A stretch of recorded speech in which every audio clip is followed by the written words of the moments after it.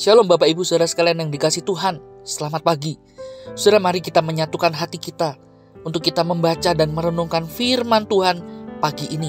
Dan mari kita berdoa agar firman Tuhan yang kita baca boleh berbicara dan boleh menuntun hidup kita untuk memiliki kekuatan, ketenangan di dalam Tuhan. Saudara, mari kita sama-sama berdoa. Bapa yang baik, kami mengucap syukur untuk hari baru yang Engkau telah sediakan bagi kami. Tuhan, saat ini bersama-sama kami hendak membaca dan merenungkan firman-Mu. Kiranya Tuhan menolong kami untuk kami boleh mengerti firman-Mu. Dan terlebih Tuhan memampukan kami untuk kami juga boleh menjadi pelaku akan kebenaran firman Tuhan. Tuhan, kami membutuhkan Engkau saat ini. Kami berdoa di dalam nama Tuhan Yesus. Amin. Saudara sekalian, kasih Tuhan, pagi ini bersama-sama kita akan melanjutkan perenungan kita dari kitab Ayub. Dan kini kita tiba pada pasal yang ke-19. Saudara, saya ingin mengajak saudara memperhatikan ayat 25, 26, dan 27. Demikian firman Tuhan. Tetapi aku tahu penebusku hidup, dan akhirnya ia akan bangkit di atas debu. Juga sesudah kulit tubuhku sangat rusak, tanpa dagingku pun aku akan melihat Allah. Yang aku sendiri akan melihat memihak kepadaku. Mataku sendiri menyaksikannya, dan bukan orang lain. Hati sanubariku merana karena rindu. Sampai di sini kita membaca firman Tuhan. Nah, saudara sekalian kasih Tuhan, apa yang tadi kita telah baca bersama-sama oleh banyak ahli Alkitab atau penafsir Alkitab, saudara, dikatakan bahwa bagian ini adalah salah satu dari sekian banyak pernyataan iman yang tertulis di dalam Alkitab. Dan benar saudara, bagian ini adalah ungkapan iman oleh Ayub yang pada waktu itu tengah menderita begitu berat. Namun di dalam penderitaannya itu, saudara, Ayub tidak kehilangan imannya. Ia tetap pada iman yang teguh kepada Allah. Meskipun sekali lagi kita bisa membayangkan kondisi Ayub boleh dikatakan ancur-ancuran, di titik nadir yang paling terendah. Ayub tidak kehilangan pegangannya kepada Allah. Ayub tidak kehilangan imannya, melainkan Ayub tetap bersikap dengan benar. Ia punya sikap hati yang benar, di mana ia mengatakan bahwa ia tetap percaya kepada Allah di tengah segala kondisi apapun. Bahkan meskipun pada waktu itu sahabat-sahabatnya datang untuk mengunjungi dirinya, mereka ini malah justru memojokkan Ayub. Namun di sana Ayub tetap teguh. Ia tidak berbalik dari imannya.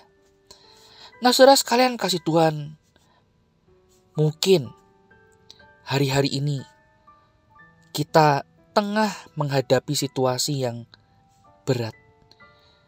Mungkin saudara ketika membaca kitab Ayub merasa seperti itulah kondisiku saat ini. Ada begitu banyak hal, ada banyak pergumulan yang menekan hidup kita. Tapi saudara, kita juga tetap bisa bersikap seperti Ayub. Apapun kondisi yang terjadi di dalam kehidupan kita, iman kepada Tuhan tetap teguh. Dan saudara, saya ingin mengajak saudara belajar apa kuncinya. Kenapa Ayub bisa mempunyai iman yang teguh seperti itu? Nah, saudara, paling tidak ada 3 alasannya. Yang pertama, karena Ayub mengimani bahwa Tuhan atau Allah yang ia sembah adalah Tuhan yang hidup. Nah, saudara, ayat 25a bagian ini berkata, tetapi aku tahu penebusku hidup. Saudara, ini adalah ungkapan iman Ayub yang luar biasa.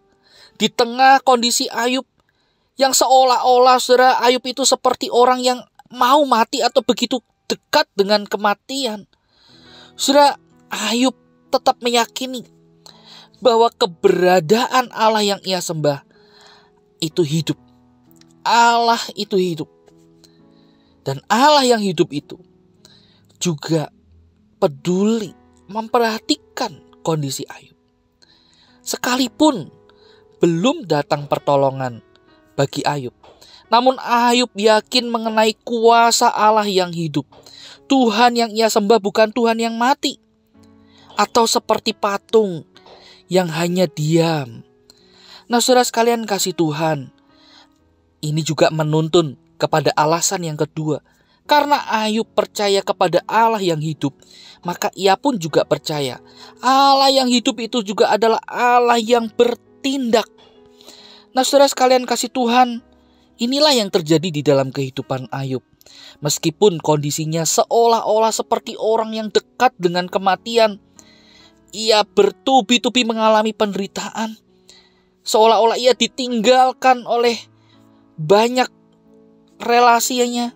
Istrinya juga mengecewakan, bahkan meminta Ayub untuk mengutuki Allah. Sahabat-sahabatnya juga memojokkan Ayub. Tetapi Ayub tetap percaya, Allahku hidup, Allahku bertindak.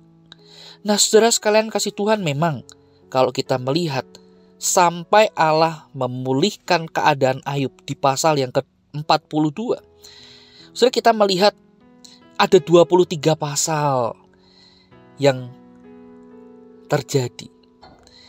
Dari bagian ini, pasal 19, ungkapan iman Ayub, sampai ia dipulihkan, butuh 23 pasal selanjutnya. Kita tidak tahu itu berapa lama waktu yang dibutuhkan sampai kondisi Ayub dipulihkan oleh Allah. Tetapi saudara, kita tetap bisa melihat, kita tetap bisa percaya di balik semuanya itu, meskipun butuh waktu, ada proses yang terjadi. Saudara, Allah tetap bertindak. Ia tidak tinggal diam, ia tidak membiarkan hidup umatnya. Kalau kita bisa tetap ada, Ayub bisa tetap ada, itu semua adalah karena topangan tangan Tuhan. Tuhan yang bekerja, Tuhan yang bertindak. Allah yang hidup itu adalah Allah yang bertindak. Dan ini yang Ayub imani. Ayub percaya pada waktunya Tuhan akan bertindak dan memulihkan, mengubahkan hidupnya. Ia akan bangkit dan membelanya. Dan itulah yang terjadi. Dan saudara, yang ketiga, Ayub mengimani bahwa tidak ada hal yang mustahil bagi Tuhan. Allah adalah Allah yang hidup. Allah adalah Allah yang bertindak. Dan sekali lagi, tidak ada yang mustahil bagi Tuhan. Ini adalah keyakinan Ayub. Walaupun saudara, kondisi jasmaninya nampak mustahil untuk dipulihkan, namun Ayub percaya tidak ada hal yang mustahil yang tidak bisa dilakukan oleh Allah. Tuhan sanggup menembus batas-batas kemustahilan menurut ukuran manusia. Nah saudara, batas dan fakta manusiawi kita seringkali mengkerdilkan kuasa Tuhan. Ada banyak orang yang sukar untuk percaya bahwa Tuhan sanggup untuk mengerjakan apa yang ia pikirkan. Tetapi saudara, sekali lagi kita diajak untuk melihat bersama dengan Ayub bahwa tiada hal yang mustahil jika kita mau percaya Tuhan pasti sanggup untuk mengerjakannya.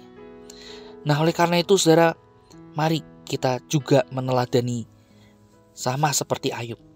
Kita melihat bahwa di dalam hidup kita, meskipun kita tengah ada di dalam pergumulan, kita punya Tuhan yang hidup, kita punya Tuhan yang bertindak, kita punya Tuhan yang berkuasa, yang tidak ada satu hal pun yang mustahil di tangan Tuhan. Saudara, mari kita imani akan hal ini. Mari kita tunduk kepala, kita berdoa.